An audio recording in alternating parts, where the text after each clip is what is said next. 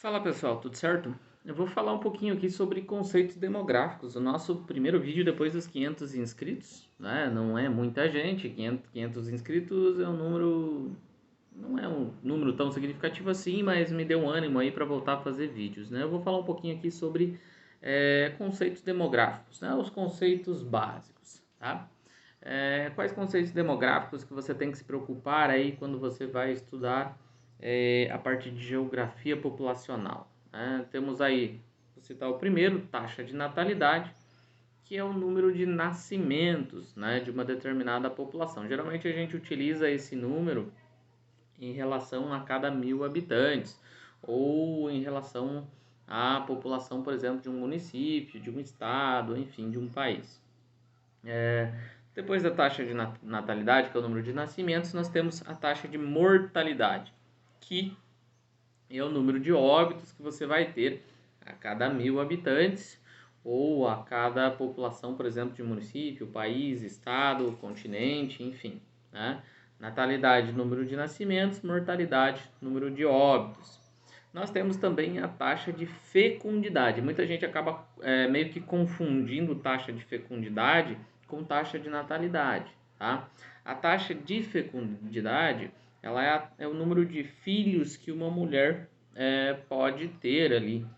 Por exemplo, você pode pegar a taxa de fecundidade do Brasil, 1,9, um filho mais ou menos. A gente está numa média de 1 a 2 filhos por mulher aqui no nosso país. Se você pegar países da África, você vai encontrar taxas superiores a 4 até 5 filhos por mulher. Então, o número de filhos que uma mulher opta por ter ou pode ter ao longo de sua vida é o que representa a nossa taxa de fecundidade. Taxa de natalidade é o número de nascimentos, isso numa questão total, não relacionada apenas ao número de mulheres ou às mulheres de uma determinada região, local ou país, né?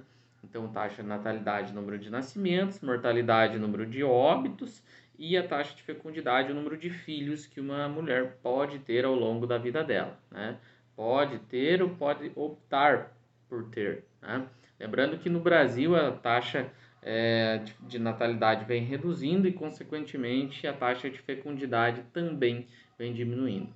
Outro conceito demográfico que a gente tem que entender é o conceito de densidade demográfica, tá? O que é densidade demográfica? A densidade demográfica é o número de habitantes por quilômetro quadrado de uma determinada região.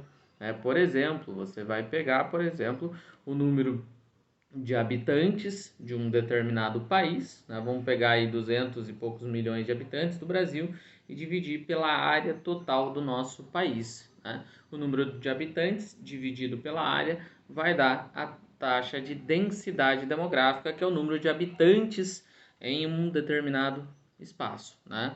Esse cálculo, né, dá um número que é heterogêneo se a gente comparar a regiões específicas. Por exemplo, você vai pegar regiões de São Paulo que tem 70, 80 pessoas por quilômetro quadrado ou até mais do que isso, tá?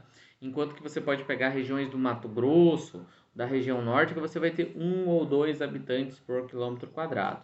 E aí, quando a gente estuda essa taxa de densidade demográfica, a gente pode chegar a outro conceito, que é o de país populoso, e outro conceito também, que é o conceito de país povoado ou pouco povoado. O que é um país populoso? Um país populoso é um país que tem um grande número de habitantes. E o que acontece? Esse grande número de habitantes, ele vai se distribuir aí por todo o território. Por exemplo, vamos pegar aqui o território do Brasil. O Brasil tem mais de 200 milhões de habitantes. Se distribuirmos esses habitantes pelo território, a gente vai chegar a uma taxa que vai de 25 até 40, 45 habitantes por quilômetro quadrado, isso fazendo uma média, né?